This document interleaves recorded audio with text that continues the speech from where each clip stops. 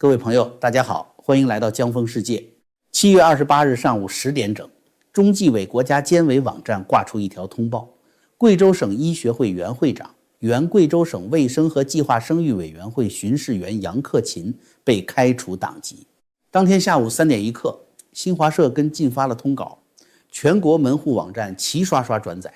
看到这儿，懂行的朋友眉头就该动一动了。杨克勤是个什么级别？副厅级，还是退了休快10年的副厅级？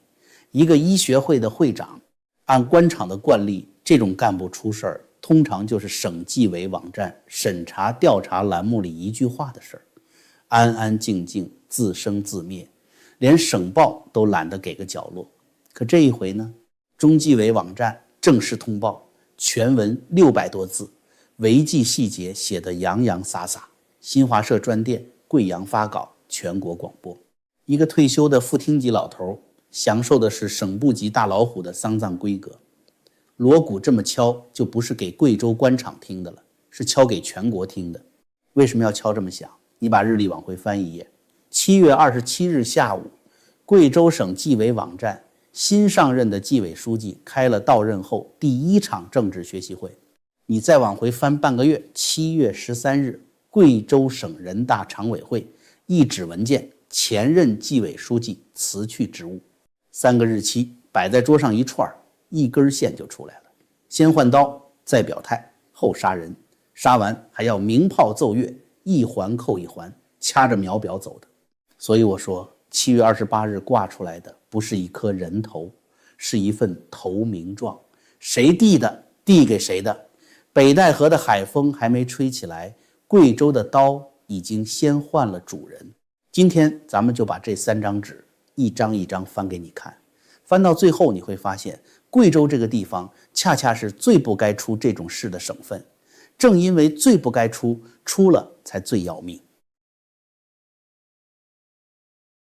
先说被换掉的这位李元平，这个人的履历挺有喜感，山西农业大学兽医专业毕业的，正儿八经学给猪牛马羊看病的，后来进了商检系统、检验检疫系统，一路干到国家质检总局副局长，管过进出口食品安全，管过人事司。2018年1月，空降甘肃当省委常委组织部长，管干部帽子。2021年12月，再调贵州长省纪委兼监委主任。你看这条路，先给牲口看病，再给食品看病，最后专门给官员看病。但你可别因为这个笑话就小看他。李元平是什么身份？中共20大代表，20届中央纪委委员。这2个头衔翻译一下，他是2021年底，也就是中南海那位权力全盛时期，亲手步进贵州的刀。那个年月往贵州派纪委书记，那是要过塔尖上那位法眼的，不是随便什么人都能去的。贵州是什么地方？咱们后面细说。好，现在看7月13日的那纸文件，贵州省第14届人大常委会第24次会议，原文是这么写的：接受李元平辞去贵州省监察委员会主任职务的请求。我把这句话念2遍，你品品里面2个词：辞去、请求。各位，中共的官场语言是一门精密科学，每个字都是有户口的。一个省纪委书记离任，正常的写法只有2种，一种叫到龄退休，光荣下车；一种叫另有任用，高升或者平调，后面紧跟着新职务的任命。李元平呢，1962年11月生，今年63岁，离部级干部65岁的退休线还差整整2年。他的中央纪委委员任期到2027年才满，不到点，任期没完，没有新去向，没有下文，用的字眼是本人请求辞职。将近63岁的省纪委书记会自己请求辞职，这就好比一个坐庄做得好好的赌场老板，突然站起来说：“各位，我不玩了，把牌一撂就走。”你信他是累了想回家抱孙子吗？更有意思的是，李元平这几年在贵州干的可不是碌碌无为，恰恰相反，他任内办了一件天大的差事——孙志刚案。前省委书记孙志刚2023年落马，2024年判死缓，不得减刑，不得假释。这是近年来省部级里判得最狠的案子之一。前前后后的审查调查，就是李元平这把刀操办的，紧接着全省搞孙志刚案，以案促改，顺藤摸瓜查了一大片，那也是他主持的局。换句话说，这是一把刚立过大功，刀刃还热乎的刀。官场的常理是什么？功臣之刀，要么接着用，要么高升进京，断没有立完功，掐着北戴河的点儿，届中请辞回家的道理。功劳簿还没合上，人先下车了。在纪检系统的字典里，届中辞去不给去向，只有一个解释：这把刀主人不信任了，或者更准确地说，旧主人已经保不住他了，新主人信不过他。这里我埋个问题，先不回答。动一个20届中央纪委委员，程序上要过谁的手？中组部、中央纪委。那么请问2026年的今天，这2个衙门的印把子实际攥在谁手里？这个问题的答案就是整个贵州变局的谜底。刀把走了，谁来接？7月13日，同一场人大常委会任命李锐为省监委副主任、代理主任。省纪委监委网站的领导简历栏随后更新，李锐现任贵州省委常委、省纪委书记、省监委代理主任。注意后面还挂着一个职务，遵义市委书记。李锐这个人1967年生，山西汾阳人，工学博士，高级工程师，长期在甘肃干工程，兰州新区管委会主任，甘肃省交通运输厅厅长，修路架桥出身。2020年10月跨省升贵州副省长，2022年当省委常委、遵义市委书记，履历干干净净，一个技术官僚，人没什么稀奇，稀奇的是这个接法。中共有条铁规矩，各位记住了，省纪委书记历来中央空降，异地交流，绝不用本省干部。为什么？怕的就是刀和肉长在一块儿，本地人查本地人，查到最后都是儿女亲家。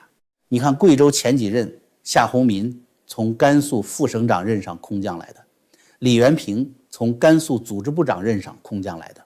顺嘴说一句，贵州的纪委书记好像专门从甘肃进货，这都第3茬了，回头有机会咱们专门聊聊甘肃这条线。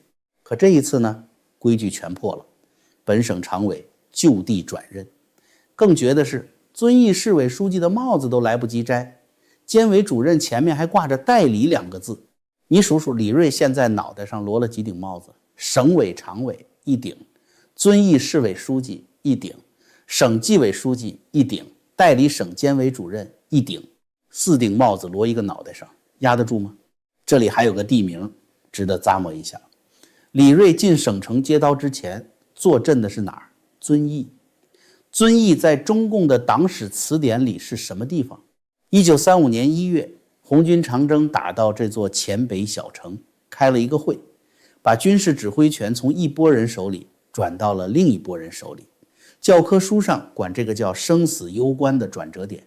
说白了，遵义就是中共党史上换帅的圣地，夺权的老字号。91年之后，一位遵义市委书记揣着市委书记的大印进省城，接过全省的刀把子。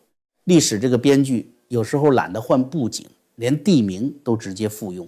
压不压得住不重要，重要的是为什么这么急。正常的权力交接，像办婚礼请柬，提前3月就发出去了。新郎新娘彩排3遍，这一次像什么？像抢滩登陆，先把旗插上，阵地拿下来再说，番号回头再补。急到连中央按惯例空降1个人的时间都等不起，急到宁可破了异地交流的100年老规矩，也要当天完成交接。什么日子能急成这样？你看日历，7月13日换刀，往后数2个星期出头是什么？8·1建军节。紧接着北戴河，老头们每年夏天下海游泳之前，有一件事必须先办妥，看清楚岸上的刀握在谁手里。最后再给各位递一个耐人寻味的细节，我不下结论，你们自己品。李元平2018年到2021年在甘肃当组织部长，专管干部。李锐呢，2020年10月恰好就是从甘肃交通厅长的任上跨省升的贵州副省长。也就是说，交刀的人当年在甘肃管帽子的时候，接刀的人正好从他手底下的地界出的省。俩人还都是山西老乡，一个怀仁的，一个汾阳的，雁门关里关外，这是熟人之间好办移交呢，还是别的什么章程？咱不知道，咱就是觉得这世界真小。说到北戴河，老头们年年夏天忙着养生续命，咱们老百姓看戏归看戏，自己的精气神也得顾上。这就要说到咱们节目的老朋友普瑞堂黑参。黑参是高丽参9蒸9晒的古法工艺，蒸晒到通体乌黑，参香浓郁。我自己每天做节目熬到后半夜，就切2片含着，或者泡水焖一壶，口感回甘，提提精神。家里老人逢年过节送一盒也体面。现在点击视频下方的链接，输入江峰专属优惠码 JF， 全球包邮，送货上门。一次购买满500美元，额外赠送1根黑参，多买多送，买的越多，送的越多。老规矩，用咱们的专属码下单，就是对江峰节目最实在的支持。谢谢各位。好，说回来，接着说贵州这颗人头。新官上任，第一件事干什么？烧火？不，先交作业。7月27日下午，李瑞到任后的第一场政治表态来了。贵州省纪委监委网站发布，省委常委、省纪委书记、省监委代理主任李瑞主持召开理论学习中心组集体学习。学的什么呢？表面上学的是那位的建党思想。各位，官样文章一般人看个标题就划走了，但咱们就是要给官样文章验货。来，咱们把这篇稿子拆开，一句一句过秤，始终坚持党的领导最高原则。有聚焦2个维护，强化政治监督，有确保党中央政令畅通，令行禁止，有行，该有的零件看着都齐。那我问你，还有一个词儿呢？那个词儿去哪儿了？2个确立，通篇没有，一个字都没有。不常看咱们节目的新朋友可能要问了，老姜，2个确立，2个维护，不都是那一套车轱辘话吗？差一个能差哪儿去？哎，差的可太远了。这里头是官场黑话的精髓。我给你上一堂3分钟速成课。2个确立，全称是确立包子同志的核心地位，确立包子思想的指导地位。看清楚，这里面有名有姓，认的是一个具体的人。这是20大写进决议的专属认证章，是效忠个人的投名状。而2个维护呢，维护的是党中央的权威和集中统一领导。党中央是谁？党中央是个庙，庙里今天供的是这尊佛，明天换一尊，庙还是那个庙。维护党中央，这句话一个标点符号都不用改。所以这2句话的区别，一个认人，一个拜庙。这套把戏在中共党史上不是头一回演。当年华国锋的2个凡是毛主席做出的决策都坚决维护，凡是毛主席的指示都始终不渝地遵循，那也是认人的。后来邓小平要动华国锋，先动的不是人，是这几个字。报纸上先把2个凡是批倒了，批成思想僵化，人才跟着下的台。中共的权力更替从来都是话语先行，先把你的专属词汇从文件里抠出去，再把你的人从主席台上请下去。词没了，人还能撑多久？那就是掐着表算的事儿了。今天各地文件里2个确立的集体蒸发，走的就是当年批2个凡是的老路。只不过这一回报纸上连批都懒得批，直接删得无声无息，删得心照不宣。现在你再回头看李瑞这份稿子，一个刚刚接过刀把子的纪委书记，人生第一份政治表态，只拜庙不认人。在中共的语言系统里，这等于什么？等于当着全省官员的面，把那枚个人认证章从口袋里掏出来，收进了抽屉，咔嗒锁上了。这还不算完，同一天7月27日，中纪委网站挂了一整组各地纪检干部的表态文章，宁夏的、厦门的、苏州的、湖北的，谁的稿子里还留着2个确立，谁的稿子里已经删干净了，一目了然。这说明什么？这不是某个人的措辞习惯，这是一场全国统考，考题就一道站队，而李瑞教的是标准答案。所以网上现在有朋友争论说这个李锐到底是谁的人，是不是哪位老领导的旧部？我说各位，你们翻履历翻错方向了。在中共官场，你的出身写在档案里，可你的主子写在你的稿子里。表态完了，第二天一早，人头就挂出来了。杨克勤，有较真的朋友查了资料，要说了，老姜不对呀，杨克勤这个案子不是新纪委书记办的呀。你看，他今年1月就被立案了，他的老同事卫计委副主任杨红1月5号就先进去了。再往前，卫健委党组书记杨慧2024年6月就被查了。这案子是陈年老账，跟7月13号才上任的李锐有什么关系？问得好，咱们先把杨克勤的案底老老实实给各位交代清楚。杨克勤2001年11月起当贵州省卫生厅副厅长，在贵州卫生系统整整泡了15年。2014年升卫计委党组副书记、副主任，2016年退居2线当巡视员，2017年拿到一个养老的肥缺，贵州省医学会会长，一直干到被查。通报里的罪名是什么？利用职务便利，为他人在医院药品及医疗设备购销等方面谋取利益，并非法收受巨额财物，还退而不休，退了休，接着用老关系捞，还搞权色交易，还对抗组织审查。翻译成人话，一个在贵州药品和医疗器械采购这条流水线上趴了20多年的老蛀虫。这条流水线怎么运转？干过医药代表的朋友都懂。一台进口 CT 机出厂价1000万，进了医院账上敢写2000万，中间那1000万去哪儿了？从代理商到招标办，从设备科长到分管院长，再到卫生厅里管审批的这一层，雁过拔毛，层层分润，最后全都摊在患者的检查单和药费单里。杨克勤在这条线上是什么位置？副厅长，管的就是审批的闸门。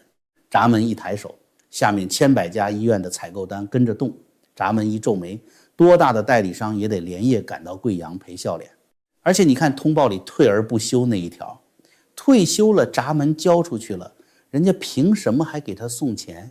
凭的就是那20多年攒下的门生故吏。设备科长是他批的，院长是他点的头，一个电话过去，老规矩照旧，这才叫树倒根不烂，人退全不休。那这条流水线的总闸当年是谁在管？我再给你一个时间坐标。2017年，杨克勤拿到医学会会长这个肥缺的那一年，贵州省委书记刚刚换人，换上来的这位叫孙志刚。孙志刚什么来头？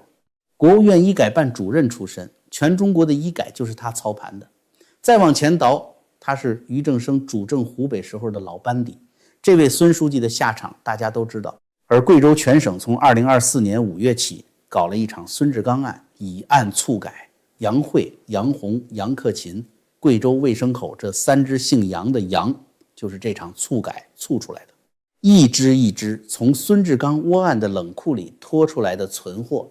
好，案底清楚了。那李锐在这个案子里干了什么？他干了2件事，2件所有办案人员都干不了，只有纪委书记本人能干的事，挑日子和挑喇叭。先说挑日子，各位要明白纪委的流程。开除党籍要过省纪委常委会拍板，谁主持的常委会？李锐。到任第15天，通报哪一天挂上网，谁说了算？纪委书记说了算，他挑了哪一天？自己表态大会的第2天，前一天下午收起认证章，第2天一早挂人头，中间隔了不到16个钟头。再说挑喇叭，这一手比挑日子还讲究。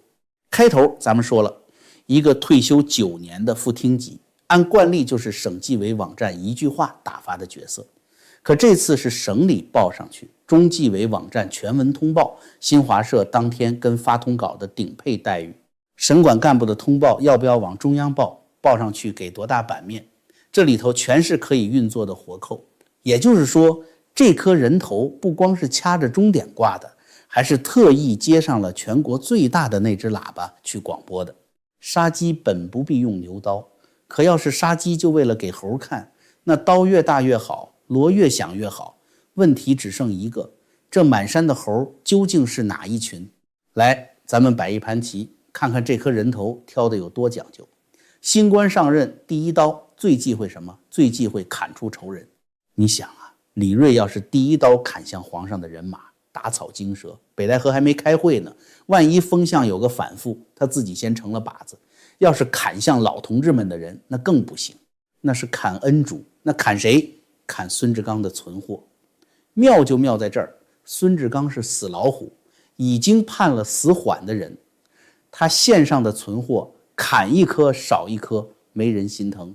塔尖上那位的人马看了高兴，孙志刚呢可是当年不听话的主，老同志们看了也不心疼，弃子而已，早就该清仓了。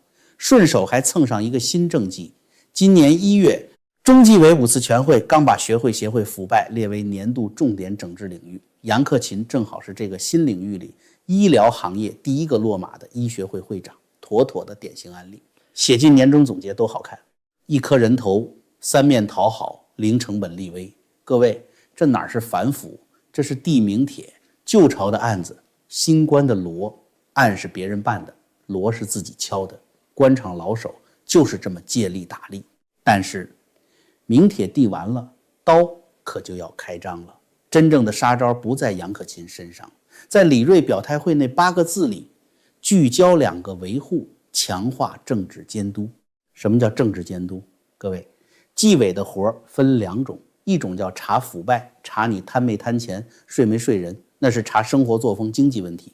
另一种叫政治监督，查什么？查你对上头的态度，查你学习贯彻到不到位，查你有没有妄议，有没有阳奉阴违。一句话，查站队。钱的事还能算算账，站队的事欲加之罪，何患无辞，说你歪你就歪。那么下一个问题就来了，也是最扎心的问题，李锐要在贵州搞政治监督，监督谁的队？贵州是谁的省？2012年到2017年，整整5年半，有一位在这里从省长干到省委书记，然后一飞冲天进了政治局，他叫陈敏尔，之江心军的头号大将，皇上龙兴之地浙江带出来的第一个封疆大吏。贵州满省的厅局级帽子一多半是他任内发出去的。贵州这10几年的大数据、大扶贫、大生态，全是他树的政绩牌坊。贵州在过去10几年的官场版图上，就是那位的模范省、自留地、样板间。现在你把整件事串起来，老同志们把一把戒中的刀从模范省里当面拔走，换上一把只拜庙不认人的新刀。新刀第一天就宣布，往后的活是查站队。他们要是冲着医保回扣来的，犯得着这么大动静吗？有朋友可能觉得，老姜你是不是把一个省的人事变动说得太大了？那咱们把镜头拉开，看看同一个星期棋盘上别的格子里在发生什么。湖北7月23日，湖北省委第1巡视组原组长李平官宣被查，纪律审查加监察调查，党纪国法双管齐下，标准的双开套餐预备役。4天之后，7月27日，湖北省委宣传部原常务副部长、湖北广播电视台原党委书记王茂亮进去了。王茂亮这条通报有个细节，外行看不出来，内行一看倒吸凉气。通报原文是：涉嫌严重职务违法，目前正接受湖北省监察委员会监察调查。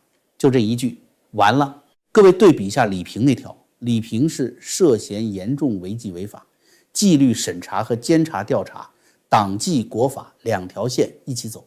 王茂亮呢，没有违纪俩字，没有纪律审查，只走国法这一条线。一个当过省广电党委书记的人，通报里连党纪程序都不给他走，什么意思？意思是连撕你党票这道体面的程序，组织上都懒得给你安排了。宣传口的人吃了一辈子笔杆子饭，最后连个像样的措辞都没混上，这个行当的凉薄可见一斑。那这2位是谁的人？一个巡视组长，一个广电喇叭，他们共同的救主都指向同一个名字，李鸿忠。当今政治局委员，全国人大排名第1的副委员长，当年那句忠诚不绝对，就是绝对不忠诚的原创作者，表忠界的祖师爷。祖师爷在湖北的旧部4天之内被剪掉2个，裙边都剪到政治局委员的袍子上了，这里头的账今天算不完。朋友们如果想知道，在评论区给江峰留言，想看咱就下回讲。现在把这个星期的5个日期给各位排成一列。7月13日贵州换刀，7月23日湖北砍巡视组长，7月27日下午全国纪委系统交话术考卷，贵州新刀只拜庙不认人。7月27日同一天湖北砍宣传喇叭。7月28日上午10点，贵州第一颗人头挂网还是借中纪委网站和新华社通稿面向全国广播的挂法。5个日期指向同一本日历的同一页。8月上旬北戴河这个地方各位老观众都熟，名义上那是老同志们避暑疗养的海滨浴场，实际上从毛时代起，那片海滩就是中共夏天的第2个中南海。多少大事不是在人民大会堂敲定的，是在遮阳伞底下躺椅中间你一句我一句聊出来的。在任的要来汇报，退休的要来关心，一茬一茬的老人靠着这片海滩保留了对朝局最后的发言权。所以每年7月下旬，官媒的版面、纪委的通报、各省的人事都会出现一种特有的节奏，那不是新闻，那是会前的摆旗。每年夏天，老头们去海边下饺子之前都有一门必修课，数刀，数一数全国这几十把纪委的刀，几百把巡视的刀到底攥在谁的手心里。往年这门课的答案写在中南海的红头文件里，今年这门课的答案老同志们提前半个月直接写在了贵州。好了，各位，今天这3张纸翻完了。如果您觉得这期节目有点意思，拜托动动手指点赞转发，让更多的朋友看到。还没订阅的朋友，订阅按钮就在下面，顺手点一下，再把小铃铛打开，咱们的节目一更新，您第一时间就能收到。咱们下期见。